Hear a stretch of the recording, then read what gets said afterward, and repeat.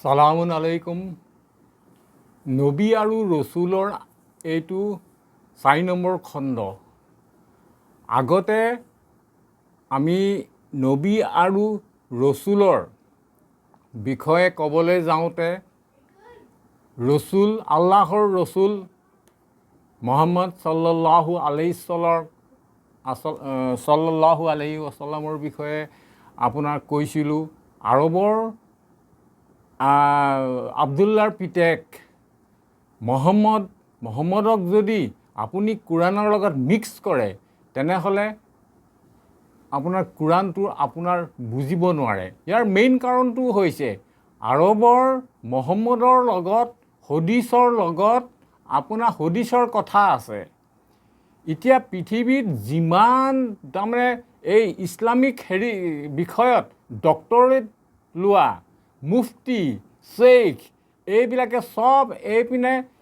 School of thoughts school তাৰমানে এই যিবোৰ মজহবী স্কুল আছে হানিফি চাফি এইবিলাকত পঢ়ি পেলাই তেওঁ ফাৰিক হৈ পেলাই বা ইউ পিৰ এই যিবিলাক দেওবন্দ এইবিলাক বা ফৰেইনত আফ্ৰিকা চাউথ আফ্ৰিকাত এইবিলাক হয়, কিন্তু এইবিলাক কোৰাণখন খালী মুখস্থ কৰিবলৈহে লগায়, তাৰ ভিতৰলৈ তেওঁলোকে যাবলৈ নিদিয়ে। আপুনি চাব পৃথিৱীৰ ক'তোৱেই আপোনাৰ ফুল পৰ্যায়ত কোৰাণ ৰিচাৰ্চ কৰা একদম ৰুটৰ পৰা শিকা কোনো মানে ইউনিভাৰ্চিটি নাই, কোনো ডক্টৰেট দি কোনো অধ্যয়নৰ সুবিধাই নাই। আচলতে এই তাৰমানে হদিছটো এক্সপ'জ কৰিবৰ কাৰণে কোৰাণৰ কথাবোৰ মানুহে যাতে বুজিব নোৱাৰে তাৰ কাৰণে এইবিলাক আৰবিয়ান হওক বা যিয়েই নহওক এইবোৰ ব্লক কৰি থৈছে। যেনেকৈ কোৰাণৰ ওচৰলৈ আহিবলৈ কিয় নিদিয়ে তাৰ ব্যৱস্থা হদিছেই কৰি থৈছে। যেনেকৈ 3 বাৰ কুলু হল্লাহু আহাদ যিটো সূৰা এখলাছ পঢ়িলে বোলে কোৰাণ খতম কৰা হয়। যদি ইমান ইজি প্ৰচেছটোৱে পাই যায় তেনেহ'লে কোৰাণ কিয় পঢ়িব? এইটোৱে হ'ল মেইন কথা। কিন্তু ইয়াতে হ'ল আমি যিটো ছিৰিজ আৰম্ভ কৰিছোঁ তাত আপোনাৰ ৰচুলৰ বিষয়ে বা নবীৰ বিষয়ে আল্লাহৰ বিষয়ে জানিবলৈ হ'লে প্ৰথমেই আমি আল্লাহৰ স্থিতিটো জানিব লাগিব। তেওঁ ক'ত থাকে? তেওঁ আৰচত থাকে নে আপোনাৰ বেলেগ ক'ৰবাত থাকে? এই কথাটো আমি জানিব লাগিব। মই এই আৱেগত কিছুমান কথা নহয়, মই যদি আৰবৰ মহম্মদক যদি কোৰাণত নাই বুলি কৈছোঁ, কোৰাণত তাৰ কথা কোৱা নাই বুলি কৈছোঁ, তাত আৱেগিক হোৱাৰ কোনো কথা নাই। আৱেগিক হৈ পেলাই আপুনি কোৰাণ বুজিব নোৱাৰে। মই কিয় কৈছোঁ ইয়াত কোৰাণত নাই বুলি কিয় কৈছোঁ আৰু হদিছবিলাক কিয় মিক্স কৰিবলৈ মনা কৰিছোঁ, তাৰমানে মিক্স কৰিব নালাগে ইয়াৰ মেইন কাৰণটো হৈছে চাব আজি ৰাতিপুৱা মানে মোবাইলটো খোলোতে এটা মই ভিডিঅ' পালোঁ। তাত কি হৈছে নহয়, এটা হদিছক লৈ পেলাই তাৰমানে 2-3টা দলৰ মাজত বিৰাট কাজিয়া। সম্ভৱ এইটো কলাইগাঁৱৰ মছজিদৰ জুম্মা নামাজৰ সময়ত ঘটিছে। তাত ইনভলভ মানে সম্ভৱ মই ক'ব নোৱাৰোঁ, যদি আপোনালোকে বিচাৰে মই ভিডিঅ'টো লিংকটো মই আপোনাৰ কমেণ্ট ছেকশ্যনত দি দিব পাৰোঁ, যদি কোনোবাই বিচাৰে তেতিয়াহে দিব, কাৰণ সেইবিলাকৰ লগত মতলব নাই। তাৰ মেইন বিষয়টো কনফ্লিক্ট হোৱাৰ মেইন কথাটো আছিলে জুম্মাৰ দিনা আপোনাৰ যিটো চানি খুতবাৰ আগতে আজান দিয়ে, মেইন আজানটো এটা হৈ যায় আৰু কিন্তু নামাজৰ আগত খুতবাৰ আগত এটা আজান দিয়ে। সেই আজানটো মছজিদৰ ভিতৰৰ ইমামৰ আগত দিব লাগে নে বাহিৰত দিব লাগে, এইটো লৈয়ে মানে বিৰাট কাজিয়া। 2টা দলৰ মাজত কাজিয়া হৈছে আৰু ইটোৱে সিটোক এইবিলাক চব মুফতি বা ডাঙৰ মানে স্কলাৰৰ মাজত এই ঘটনাটো হৈছে। ইটোৱে সিটো দলক মানে অলপ বেয়াকেই মানে কোৱা দেখিছোঁ যেন পলায়ন কৰিছে এটচেট্ৰা এনেকুৱা ধৰণৰ মানে ব্যৱহাৰ কৰিছে। গতিকে এই কনফ্লিক্টবিলাক আহিছে, হদিছৰ মাজতে কনফ্লিক্ট আহিছে, কাৰণ এইবিলাক মানুহে বনোৱা। এটা দলে কৈছে যে ভিতৰত আপোনাৰ হ'ব নোৱাৰে, তাৰমানে যিটো চানি খুতবাৰ আগত যিটো আজান দিয়ে দ্বিতীয় আজানটো, এইটো কোৰাণৰ মছজিদৰ ভিতৰত হ'ব নোৱাৰে, ই বাহিৰত দিব লাগিব। তাৰ কাৰণে তেওঁ 1 লাখ টকা চেলেঞ্জ কৰিছে, ইমান পৰ্যন্ত পাইছেগৈ। সেই চেলেঞ্জ গ্ৰহণ কৰি এটা দলে কি কৰিছে, সেইটো নহয় বোলে ভিতৰতেই হ'ব লাগিব আজানটোৰ ভিতৰত তেওঁ বিভিন্ন হদিছ দেখুৱাইছে আৰু সেই যিজনে চেলেঞ্জ লৈছে তেওঁৰ হদিছটোও কৈছে তেওঁ কৈছে যে আবু দাউদত এইটো আছে হয় যিটো ৰেফাৰেঞ্চ দিছে আবু দাউদত এইটো আছে যে এইটো বাহিৰত আজানটো দিব লাগে কেতিয়া যিজনে চেলেঞ্জ গ্ৰহণ কৰিছে তেওঁ কৈছে তেওঁ সেই যিখন 86টা আপোনাৰ 6খন হদিছ আছে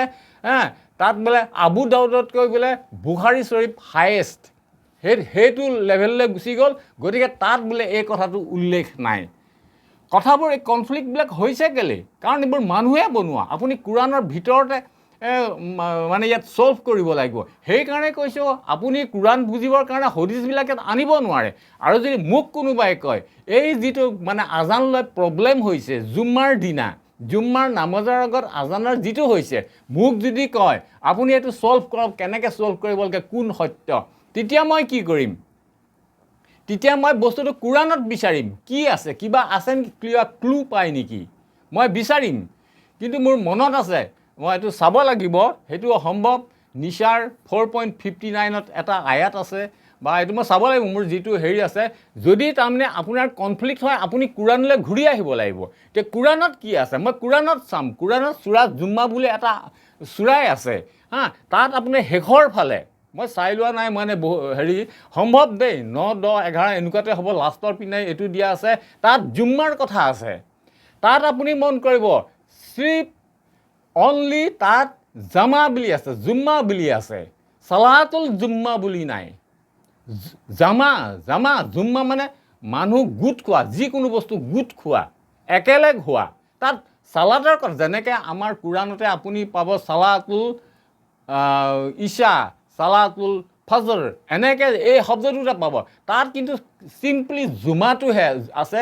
মানে সালাতুল জুম্মা বুলি নাই ডেট মিনছ কি জুম্মা নামাজৰ তাত কথা কোৱা হোৱা নাই তাৰমানে কুৰাণত জুম্মাৰ বিষয়ে নায়েই এই কথাৰ পৰা আপোনালোকে হেৰি কৰক আপুনি তাৰ বস্তু ইয়াত আনিলে কি ঘটে আচলতে মোৰ মেইন কথাটো হৈছে আল্লাহ থাকে ক'ত মোৰ যিটো চিৰিজ আছিলে আল্লাহ ক'ত থাকে আপোনালোকে চবেই জানে যে আমাৰ হেৰি যদি সূৰা এখলাছটো চায় যিটো 3বাৰ পঢ়িলে কুৰাণ পঢ়া নিচিনা বুলি কৈ দিছে সূৰা এখলাছটো যদি চায় তাতে আপুনি নজনা কথা বহুত জানিব আৰু আল্লাহৰ স্থিতিটো গম পাব গতিকে অলৰেডি মোৰ এটা হেৰি আছেই